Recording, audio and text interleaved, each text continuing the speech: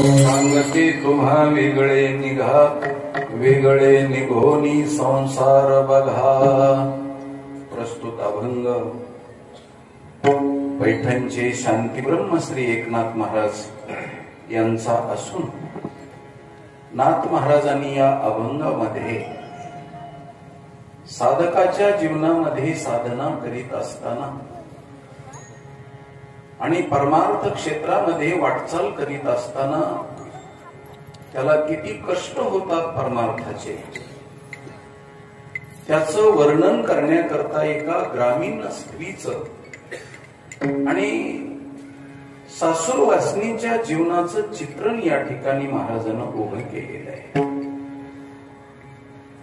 संसारामध्ये खिचपत पडलेल्या सासूरवासनीला जसं स्वातंत्र्य मिळावं आणि मी स्वातंत्र्यामध्ये जीवन जगावं आणि पारतंत्र्य झुगारून द्यावं या अपेक्षेनं ती जशी तळमळ करते, तसा सुख दुःखाच्या फेऱ्यामध्ये पडलेला जीव साधना करीत असताना त्याच्या जीवनामध्ये किती कष्ट होतात आणि तो कोणत्या कोणत्या कष्टाला आणि दुःखाला सामोरं जाऊन जीवनमुक्त होण्यासाठी तो प्रयत्न करतो, या दोन्हीचं साम्य सांगणारा हा अभंग आहे. विठ्ठला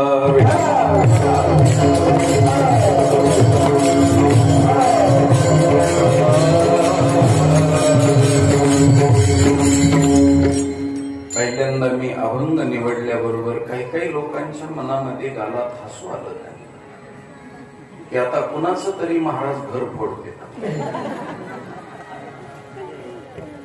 आणि कुणाच्या तरी घराचं दुभंग करते आणि नवऱ्याला उपदेश करणाऱ्या बाईचं चित्रण दिसते असं लोकांना वाटलं. पण महाराज तसं नाहीये. या ठिकाणी ग्रामीण स्त्रीचं जरी वर्णन केलेलं असलं तरी त्याचं दृष्टांत घेतलेला आहे नाथ महाराजांनी. आणि तो दृष्टांत का घेतला तर लोक ज्या वातावरणामध्ये राहतात त्या लोकांना त्यांच्या माध्यमातून शिकवावं लागतं. जशी एखादी अंगणवाडीची मास्तरीन बाई मुलाला शिकवित असताना, लेकराला शिकवित असताना ती सांगत असते, बाळ्या तुला 4चा आकडा माहितीये का? ते लेकरू म्हणतं मला काही अजून आकडा माहित नाही, मोठा झाल्यावर कळाल्यावर लावीन ना मी. हो, आकडा त्याला माहित नसतो. त्यावेळेस 4चा अंक शिकवित असताना ती बाई त्याला म्हणत असते, तुझ्या घरी मोरा बैल आहे का? मोरा बैल? हो. ते बुडा सगट लेकरू हलतो. हो आहे ना. मग मोऱ्या बैलाची शिंग कशी आहेत ती माहिती का तुला? हो माहितीत ना. काडबर पाठीवर मग ते वरी 2 अशा फाकट आणि खाली जुळत्या रेषा वडत असे. हा, आता तुझे पप्पा तुला चिक्कू, पेरू, सफरचंद आणतात का? खूपच चिक्कू येत. चिक्कू न आणणारे पप्पा चिक्कू आहेत का काय? नाही, तो म्हणतो आणतेत ना पप्पा, चिक्कू आणतेत. मग त्या मोऱ्या बैलाच्या शिंगाच्या खाली चिक्कू काढ बरं.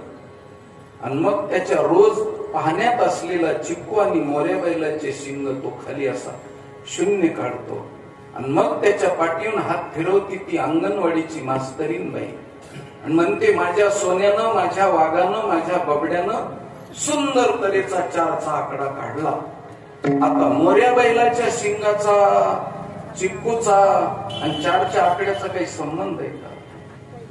काही नाही. पण त्याच्या डोक्यामध्ये येण्याकरता 4चा आकडा त्याला कळण्याकरता मोऱ्या बैलाचे शिंग काढावे लागले. तसं आम्हाला अध्यात्म झेपत नाही, आम्हाला परमार्थ झेपत नाही. त्यावेळेस आम्हाला आमच्या नाथ महाराज म्हणजे अंगणवाडीच्या मास्तरीन बाईनं खेड्यातल्या सासूरवासनीचं चित्र उभं केलं आणि रूपकात्मक शैलीमधून सासूरवासनीच्या जीवनाचा पूर्ण चित्रण उभं करून आम्हाला परमार्थ कसा असतो शिकवण्याकरता साधूचं जीवन, साधकाचं जीवन म्हणजे सासूरवासनीचं जीवन असतं. आता सासरवासीन राहिली नाही महाराज. पूर्वीच्या काळातली गोष्ट आहे. आता सासरवासी नाही, आता सासुरवास नाही, आता सुनवास आहे उलटा.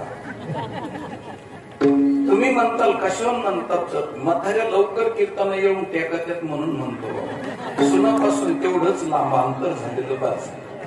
2 तास का होईना परंतु कटकट मिटली. सासुरवास राहिला नाही. पूर्वीच्या काळात सासुरवास होता. हो, आता उलटा मार्ग सुरू झालेला, आता सुनवास. पूर्वीच्या काळात सासूचं राज्य होतं, आता सुनाचं राज्य. सासूचं राज्य होतं त्यावेळेस सासू वयानं मोठी असायची आणि सून वयानं लहान असायची, म्हणून सासूचा दाब सुनेवर पडायचा. पण आता तसं नाही. आता सून आलेली असती ताकदीच्या रगीत आणि सासू गेलेली असती पांघरायच्या रगीत. रगी कशा दोघीकडे येतात, पण एकीकडे ताकदीची आणि एकीकडे पांघरायची. आता जिला दुपारच्याला थंडी वाजते ती काय ताकदीच्या रगीच्या पुढे आगाऊपणा करेल. आता विषय राहिला नाही महाराज. जमाना बदलला पूर्ण. हो, आता स्त्री स्वातंत्र्याचं युग आहे. त्यामुळं स्वतंत्र राहण्याची तळमळ स्त्रीच्या जीवनामध्ये जास्त आहे. आणि कुणाचा धाक आणि बंधन नको आहे. तशीच जीवाची अवस्था आहे महाराज. तशी साधकाची अवस्था आहे. म्हणून पूर्वीच्या काळात सासुरवास किती होता महाराज. आणि त्यातली त्यात घरामध्ये जर 5 जणी सुना असल्या तर सगळ्यात जास्त सासुरवास सगळ्यात लहानीला असायचा. का तर त्याचं कारण आहे तुम्हाला सांगतो. सासू म्हणजे घरातली मुख्यमंत्री असायची. मोठी सून म्हणजे कॅबिनेट मंत्री, मधली सून म्हणजे राज्यमंत्री, आणि सगळ्यात धाकटी म्हणजे 6 वर्षासाठी निलंबित केलेला मतदार. कशाचं स्वातंत्र्य नाही तिला, लहानीला कशाचं स्वातंत्र्य नाही. म्हणून तर आपल्याकडं मराठीमध्ये तिला सून म्हणतात. काय म्हणतात? सून. सून सून नाही बरं, नुसतं सून म्हणजे ऐक. तिनं ऐकायचंच, माघारी तोंड करून सुद्धा बघायचं आणि तोंड बी वेडं वाकडं करायचं. नुसतं ऐकायचं. दिराचं, भायाचं, सासऱ्याचं, सासूचं, सगळ्या जणांचं नुसतं ऐकायचं. जिच्याकडे ऐकायचं असतं फक्त वन वे ट्रॅफिक, त्याला सून म्हणतात. तिनं काहीच करायचं नाही. मग तिच्याकडं कामं आलेली असायची. धुणं धुवायचं तिच्याकडं, भाकरी आपलं दळण दळायचं तिच्याकडं, शेण काढायचं तिच्याकडं, त्याच पद्धतीनं हो पाणी आणायचं तिनं. सगळी कष्टाची कामं तिनं करायची. दळण दळलेलं मोठ्या जाऊबाईकडे ठेवायला द्यायचं आणि तिनं बसल्या बसल्या मधलीला सांगायचं, तिनं भाकरी करायच्या. आणि मग भाकरी केल्याच्या नंतर घरातल्या मंडळीला बसल्या बसल्या मोठ्या जाऊबाईनं वाढायचं. आणि सगळ्यात जिनं काम केलेलं आहे, कष्ट केलेलं आहे, तिनं कवाडाच्या आडून फक्त बघायचं की घरातली माणसं कशी जेवतात. पण पोटामध्ये जर भुकेचा डोम उठला तर तिने म्हणायचं नाही मला जेवण द्या म्हणून. जेवण मागण्याचं सुद्धा स्वातंत्र्य नसायचं. कामाची दरखास्त करायची, काम फक्त करायचं, कष्टाची कामं करायची आणि कवाडाच्या आडून बघायचं घरातले माणसं कसे जेवतात. उरलं तर खायचं, नाही तर सासू सांगायची उठ आणि शेतामध्ये जा. म्हणून जाता जाता गोष्ट सांगतो तुम्हाला. पूर्वीच्या काळात मुलगी देत असताना बाप मुलाचं शिक्षण पाहत नसे, वय पाहत नसे, उंची पाहत नसे, देखणं मुलगा किती पाहत नसे, त्याच्याकडे प्रॉपर्टी किती पाहत नसे.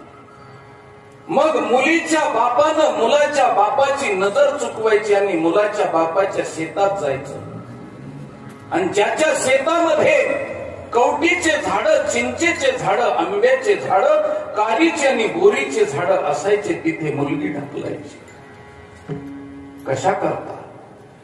तिच्या सासूनं जर तिला अन्न दिलं नाही तर शेतामध्ये येऊन तिनं कवटा खाऊन, चिंचा खाऊन, बोर खाऊन नान्न कडेला लावावं, पण माझ्या नावाला कलंक लावून पळून येऊ नये याची जिम्मेदारी बाप घ्यायचा आणि कवटीच्या झाडाकडे पाहून मुलीचे लग्न लावायचं.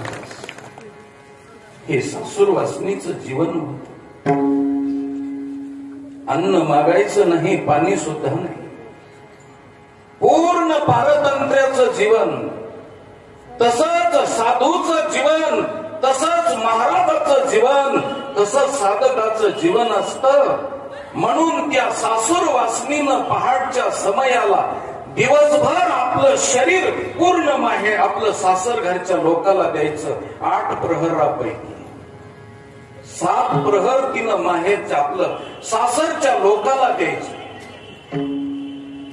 आणि पहाटे 4 ते 6चा समय सासरची मंडळी झोपल्याच्या नंतर आपल्या अंतकरणाचा भाग तिनं दळताना बापाला द्यायचा. आणि सगळे माणसं झोपल्याच्या नंतर बापाला आरडाओरडी मारायची की बाबा मला या कजा खरी तुम्ही कशा करता ते, तुम्हाला जास्त झाली होती तर मला विहीर बारव करायची, पण या आगाऊ घरी मला द्यायचं नसतं. मी माझा सासूरवास कुणाला सांगू? कोण आहे माझ्या जीवाचं इथं? काम केलं तर आभार नाही आणि नाही केलं तर गालगुस्से घेतले जातात. कुणाला सांगू? ज्यावेळेस तिची अवस्था होते त्यावेळेस बाप सुद्धा तिला सोडवीत नाही महाराज, आणि माय सुद्धा सोडवीत नाही. बाप तिला सांगत असतो की जन्माचा वाली मी तुझा आहे, कर्माचा वाली नाही, तुझी तुला भोगावं लागेल. ज्यावेळेस कुणीच तिला आधार देत नाही त्यावेळेस निराधार झालेलं जीवन ती बापाला नुसत्या आरोळ्या मारून घसा कोरडा करते. तसं आमचा साधक परमार्थ करणारा वारकरी पहाटच्या समयाला काकड्याच्या माध्यमातून भगवान परमात्म्याला आपल्या अंतःकरणाची आर्त आरोळी मारून सांगतो.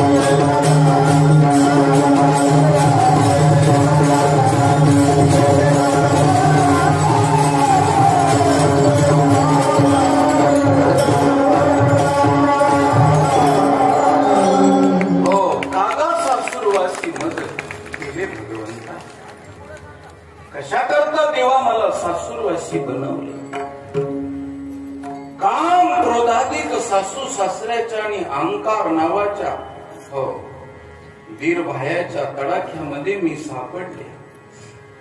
भक्ताचं जीवन दुःखी महाराज. आणि मग भक्त कागाळी करतो भगवंताकडे.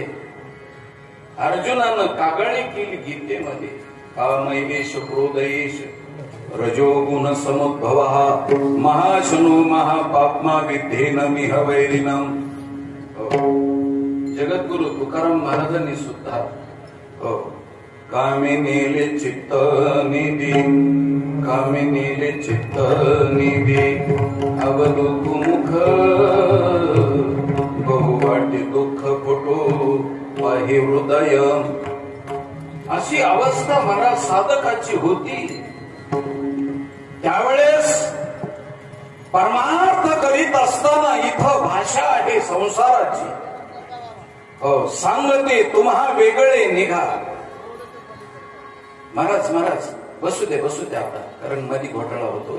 माग बसतील काही, पुढे बसतील काही, कारण आपल्या बसवण्यात कीर्तन संपून जाईल.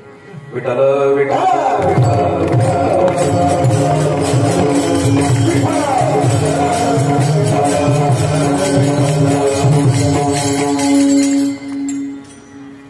पांजम भावाच्या बारदाण्यामध्ये सगळ्यात धाकटी. आता बाकीच्या काही शिकले सवरलेले नव्हते, पण सगळ्यात लहानी म्हणजे एमए झालेली एमए. आणि बापानं दिलं म्हणून संसार करायचा. पूर्वी आवडी निवडी ना, जिथं दिलं तिथं कर्माला आपल्या दोष मानायचा आणि त्याचा संसार कडेला लावायचा. एमए शिकलेली मुलगी पण अंगठाछाप नवरदेवाला दिली. आणि मग बाकीचे संसारामध्ये वडावडी करून आपला आपला संसार वडायला लागले. त्यावेळेस तिच्या लक्षात आलं, आणि शिक्षण म्हणजे वाघिणीचं दूध आहे ते गुरगुर करणार. आणि मग ती जशी एके दिवशी पती राजाला समजून सांगते की तुम्ही यांच्यातून वेगळं निघा, कारण हे तुमचे कुणी नाही. मी परक्या घरची आहे, परंतु तुमच्यासाठी मी इथं नांदायला आले, केवळ तुमच्यासाठी आणि तुमच्या हितासाठी. अशी विद्वान बायको एखाद्याला मिळेल.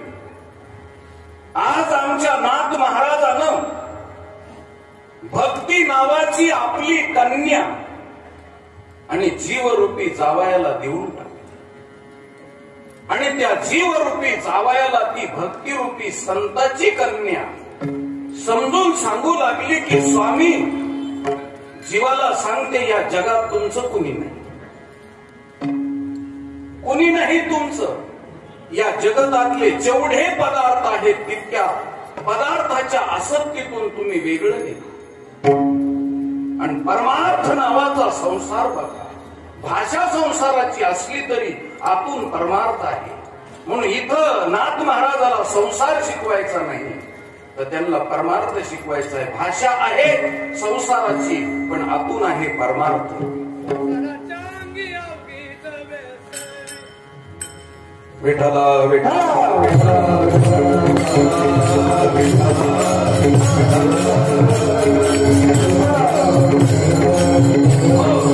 संसारामध्ये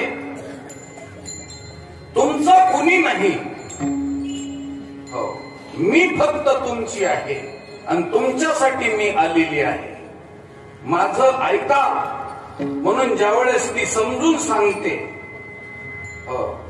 आमच्या ज्ञानोबरायनं जसं सांगावं, कोणाचे माय बाप कोणाचे गणगोत, कोणाचे माय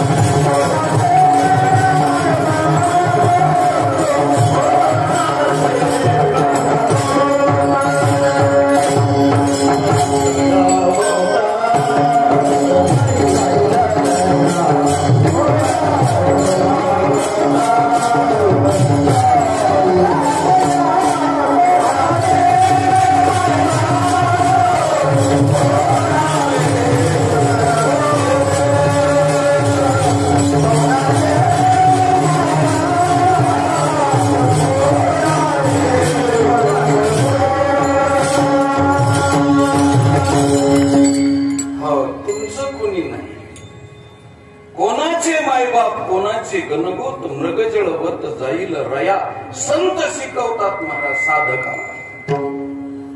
म्हणून जगतातल्या पदार्थाच्या आसक्तीनं तू आसक्त होऊ नकोस. कारण संसारामध्ये माणसं इतकं पापपुण्य करतात महाराज आणि त्या संसाराची आसक्ती एवढी बाळगतात. 2 मिनिटाला खोटं बोलतात माणसं. 2 मिनिटाला. अरे आपल्याला हजारो वर्ष राहायचं का या सृष्टीमध्ये? किती पाप करतात, किती खोटं बोलतात, किती पैसे बुडवतात. कशासाठी? फेडावं लागेल याचा इशारा देतात. म्हणून तू कर्म कर पण आसक्ती ठेवू नकोस. आसक्तीतून वेगळा हो. तुझ्या वाट्याला आलेलं कर्म कर पण आसक्तीतून वेगळं हो. म्हणून बायको समजून सांगते. मी मगाशी सांगताना बोलून गेलो, एखाद्या माणसाला हो अशी हुशार बायको मिळते. जीवाचा आणि भक्तीचा विजोड कारभार आहे महाराज. जीव हा वेदांत कळत असेल त्यांना जीव हा कर्तृत्वही नाही. जीवाच्या ठिकाणी काहीच कर्तृत्व नाही. कर्तृत्वाचे धर्म नाही. जीवाच्या ठिकाणी वेदांत कळतो त्यांना बोलतो. सगळ्यासाठी ही वाक्य नाही. जीव हा कर्तृत्वही नाही. म्हणून मग या शरीरामध्ये देहामध्ये जीव फक्त पाहत राहतो आणि बाकीचं कर्म मनाजीराव देशमुख करीत राहतो. अहंकार करीत राहतो आणि मग यांच्याकडे नुसता पाहत राहतो तो. आणि सरते शेवटी हे सगळे निघून जातात आणि मग दुःख पुन्हा जीवालाच भोगावं लागतं. म्हणून भक्तिरूपी बायको जीवरूपी पती राजाला समजून सांगते की तुम्ही पदार्थाची आसक्ती धरू नका आणि वेगळं निघा. ही खरी संकल्पना आणि ही खरी बुद्धी आहे. पण काय करावं? एखाद्या भाग्यवान माणसाला मी मगाशी सांगितलं बायको मिळते. मी एक महाराज पाहिले. त्यांची पत्नी एवढी सत्शील होती की योगायोगानं मुलगा वारला आणि महाराज परगावी गेलेले होते. मुलगा वारल्याच्या नंतर पतिराज आल्याशिवाय त्याची माती करता येत नाही. म्हणून तिनं पलंगावरती झाकून ठेवलं मुलाचं प्रेत. आणि त्यावेळेस फोन नव्हते, मोबाईल नव्हते. संध्याकाळच्याला मालक आल्याच्या नंतर, पती आल्यानंतर हातपाय धुवायला पाणी दिलं. पायी चलत आलेले, कष्ट झालेले त्यांच्या जीवाला, म्हणून सांगितलं चहा करून देऊ का? हो दे ना. चहा घेतला. सकाळपासून काही खाल्लं नाही वाटतं. चेहरा सुकलेला आहे. हो. स्वयंपाक केला आणि भोजन घातलं आणि जवळ येऊन बसली आणि नवऱ्याला विचारलं, महाराज स्वामी एक प्रश्न विचारू का? विचार ना. तू माझ्याशी लग्न केलेस, तुझा अधिकार आहे विचारायचा. विचार ना. काय विचारायचं? नवऱ्यानं पाठीवून हात फिरवला. सांगितलं विचार. तिनं सांगितलं, या उन्हाळ्यामध्ये बाजरीच्या आणि ज्वारीच्या पापड्या घातल्या आपण. त्यावेळेस त्या बाजरीच्या ज्वारीच्या पापड्याचा आणि कण्याचा चीक शिजवण्याकरता आपल्या घरात भांडण होतं. हो नव्हतं. ते शेजारून आपण आणलं उष्ण. हो. आणि उष्ण आणल्यानंतर 8-15 दिवस ते राहिलं आपल्याकडं. आपल्यालाही आठवण राहिली नाही. आणि शेजारीन आली आणि तिनं तिचं भांड मागितलं आणि मी तिचं भांड तिला देऊन टाकलं. प्रश्न विचारते, मी योग्य केलं का अयोग्य केलं? हो. नवऱ्याला विचारते बायको, मी योग्य केलं का अयोग्य केलं? पुन्हा पाठीवर हात ठेवला आणि सांगितलं, योग्य केलंस ना, आपला त्या भांड्यावरती हक्क नव्हता. ज्याचं होतं त्यांनी नेलं आणि आपण देऊन टाकलं. त्याच्यात काय आपण, आपलं काही नाहीये. हो खरे ना हे? म्हणले हो. मग आता विचारते तुम्हाला, विचार. 18 वर्षापूर्वी आपल्याला भगवंतानी एक मुलगा दिला. हो, आणि तो ज्याचा होता त्यांनी नेला. ज्याचा होता त्यांनी नेला. उष्ण आणलेला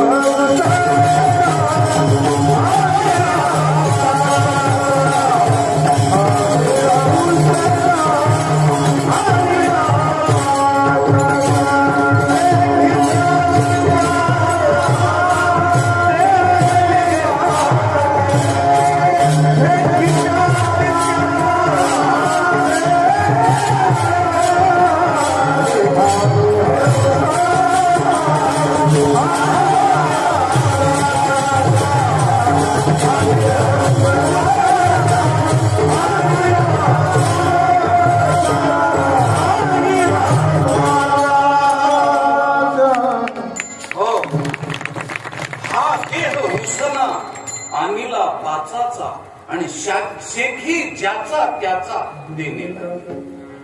ज्याचा त्याचा त्याला द्यावा लागतो. म्हणून मी दिला. तुमचं काय म्हणणं आहे? स्तब्ध झाले महाराज.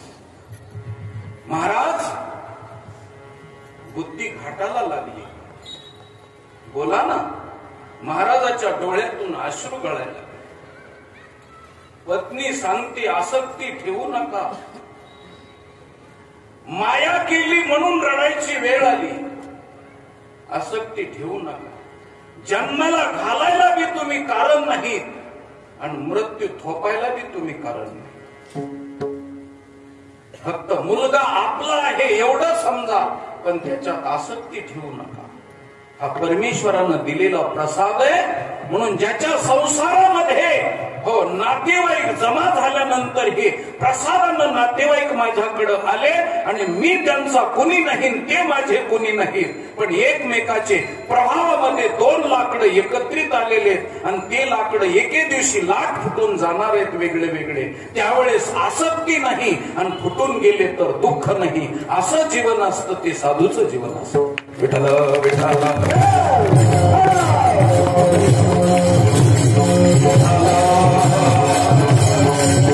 जीवन साधकाचं असतं आणि असं जीवन नाथ महाराज सांगतात, शिकवतात. म्हणून भक्ती नावाची बायको समजून सांगते महाराज. आणि भक्तीशिवाय तुम्हाला आम्हाला जगाच्या पाठीवर कुणीच आपलं नाही. हे लक्षात ठेवा. भक्ती आपली पत्नी आहे. तुका म्हणे मुक्ती परणी नोवन. बायको आहे ती. आणि ती आपल्याला शिकवते, समजून सांगते की तुम्ही फक्त संसार करा, पण संसाराची आसक्ती ठेवू नका.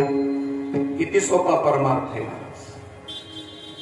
काही वेळेस भाषा संसाराची पण असतो परमार्थ. जगद्गुरु तुकाराम महाराजाची भाषा संसाराची पण परमार्थ आहे महाराज. म्हणून जगद्गुरु तुकाराम महाराजाचा ऐश्वर्य संपन्न संसार त्यांनी पाण्यात बुडवला. वाढता हा पुण्य धर्म केला, वाढता हा पुण्य धर्म केला.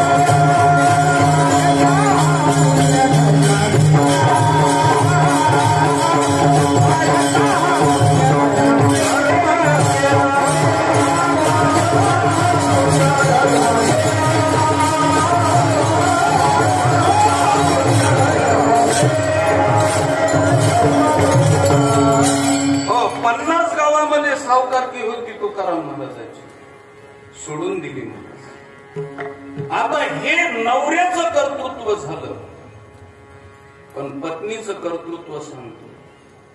जिजाबाई म्हणजे पुण्यातल्या बडव्याची मुलगी. आणि कल्पना नसेल तर सांगतो तुम्हाला, जिजाबाईच्या बापाच्या घरी भावाच्या घरी रोज 1 क्विंटल सोनं विकलं जायचं आणि 1 क्विंटल सोनं घेतलं जायचं. एवढी श्रीमंती जिजाबाईच्या माहेर घरी होती. पण दारिद्र्य संसार झाल्याच्या नंतर जिजाबाईनं गुंजभर सुद्धा सोनं माहेरचं सासरला आणलं नाही. का?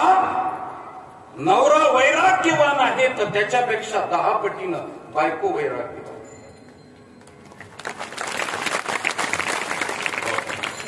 तिकडून जर पैसा आणला आणि त्या पैशाच्या संरक्षणामध्ये जर आम्ही संसार करीत राहिलो तर महाराष्ट्राचा परमार्थ नावाचा संसार कोण उभा करेल? जिजाबाईची संकल्पना आहे. म्हणून जिजाबाई अति सुंदर अति देखण्या होत्या. पण जिजाबाईनं विद्रूप राहायचं कशा करता? जर माझ्या सौंदर्यामध्ये माझे पतिराज गुंतले आणि त्याचं जर वैराग्य खलास झालं तर महाराष्ट्राला गाथा कोण देईल?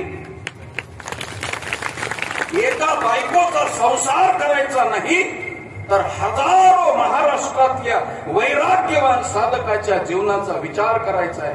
म्हणून पाठीमाग जिजाबाईनं तुकोबारायच्या पाठीशी उभं राहायचं आणि त्यांचं वैराग्य तेवत राहण्याकरता महाराज सुंदर असून सुद्धा कुरूप राहायचं. म्हणून तुकोबारायला म्हणायची वेळ आली, बरे झाले देवा बाईल कर्कशा आणि बरी हे अवदशा जनामध्ये. का? तर गोड बोलणारी आणि सुंदर पत्नी असेल तर संसारामध्ये आसक्त होतो. आसक्त मग संसारात जर आसक्त झाला तर परमार्थ कसा करायचा? म्हणून बाईल द्यावी गुणवती तरी तेथे गुंते आशा म्हणून कर्कशा करून ठेव. म्हणून साधकाच्या जीवनामध्ये पत्नी गोड बोलणारी का मिळत नाही? त्याचं कारण आहे की तो वैराग्य संपन्न राहून महाराष्ट्रामध्ये सतत फिरत राहावा आणि महाराष्ट्राच्या संसाराची काळजी त्यांनी करावी. म्हणून बायको सुंदर आणि बायको देखणी आणि बायको नीट बोलणारी शक्यतो मिळत नाही. तुकोबारायची ह्या अवस्था आहे. भाषा संसाराची पण वाढता हा पुण्य धर्म केला. महाराजांनी सुंदर तऱ्हेचा दृष्टांत दिला, प्रमाण दिलं. वाढता हा पुण्य धर्म केला, त्यांच्या संसाराची आसक्ती सोडली आणि परमार्थ केला. महाराज आमचा दिसताना परमार्थ दिसतो पण आतून आहे गोंडस संसार. कळत असेल भाषा सगळ्याला तर ज्याला कळते त्याला. आमचा दिसताना परमार्थ दिसतो पण आतून आहे प्रपंच संसार आहे. संसार शुद्ध संसार.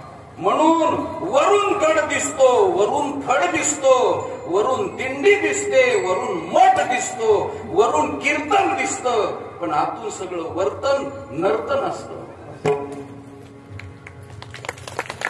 म्हणून परमार्थ नाही, संसार आहे संसार. आणि इथं भक्तिरूपी बायको नवऱ्याला समजून सांगते तुम्ही काही नाही फक्त आसक्तीतून वेगळं निघा आणि परमार्थ नावाचा संसार बघा. हो, बघा म्हणजे परमार्थ करायचा नसतो, बघायचा असतो. साक्षी रूपानं बघायचा असतो, परमार्थ करायचा नाही. संसार करायचा असतो आणि परमार्थ बघायचा असतो. म्हणून निरखित निरखित गेली येऊ. हो, तो हारे श्री हरी पाहिला डोळे भरी. हो, अनंत रूपी अनंत वेशे देखिले म्या त्याशी. ही परमार्थाची वाटचाल आहे. पाहायचा परमार्थ साक्षीनं पाहायचा. हा बल्ब जळतोय.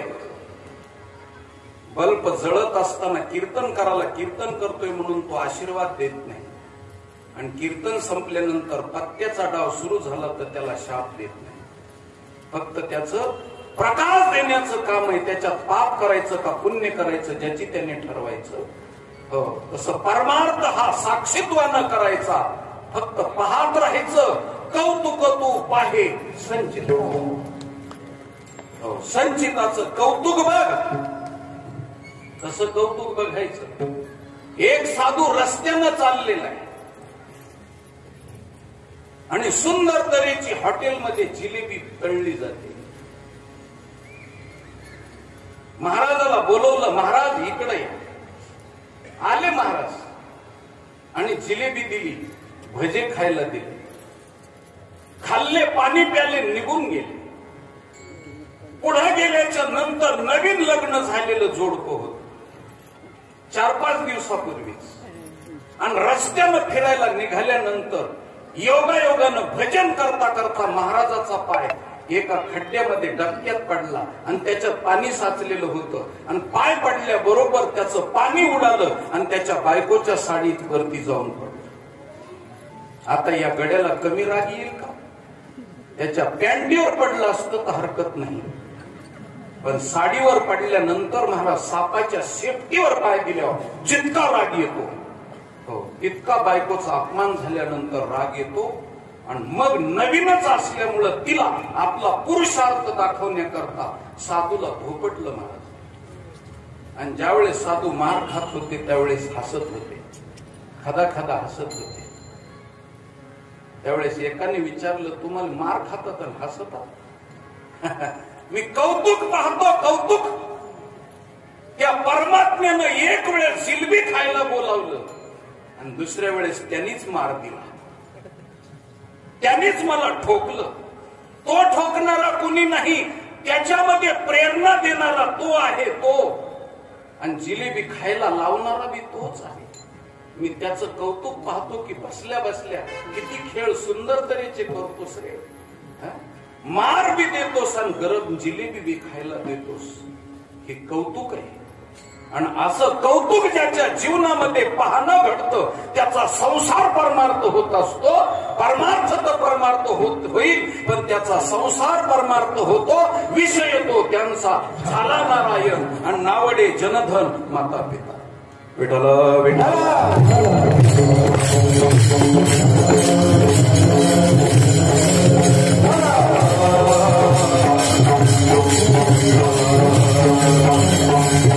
म्हणून इथं महाराज साधकाच्या जीवनाची अवस्था आमच्या नाथ महाराजांनी सांगितली.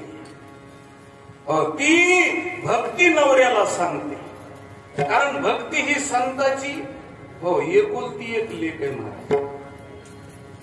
लाडकी लेक मी संताची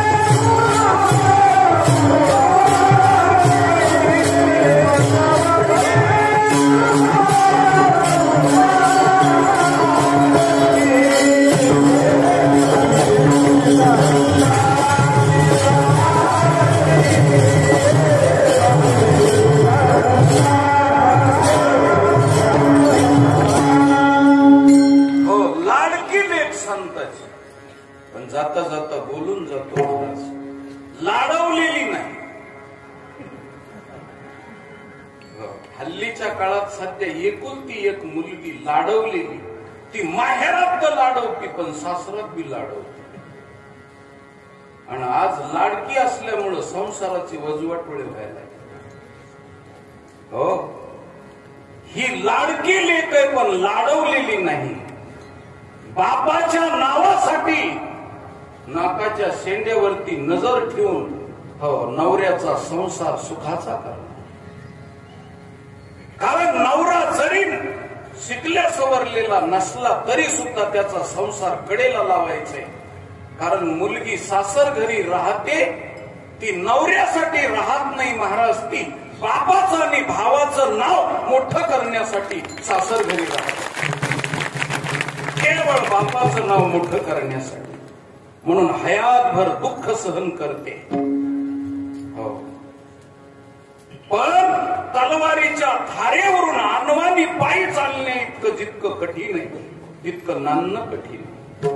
आणि एवढं नांदणं सहन करून ज्या दिवशी शेवटच्या टाइमला तिच्या चितेला देहाला आग्नी लागल आणि त्या दिवशी सासरच्या माहेरच्या लोकांनी डोळ्याला पदर लावून रडावं आणि एवढंच म्हणावं, बाई फार चांगली वागली, याच्यासाठी जन्मभर तिला अट्टहास करावा लागतो. क्षणभर सुद्धा इकडं तिकडं वाकडा पाऊल पडता कामा नये. म्हणून मी क्षमा मागून माझ्या माता भगिनीला बोलतो आणि माझ्या परमार्थासाठी बोलतो. स्त्रीचं जीवन हे भोळं भाबडं नसावं.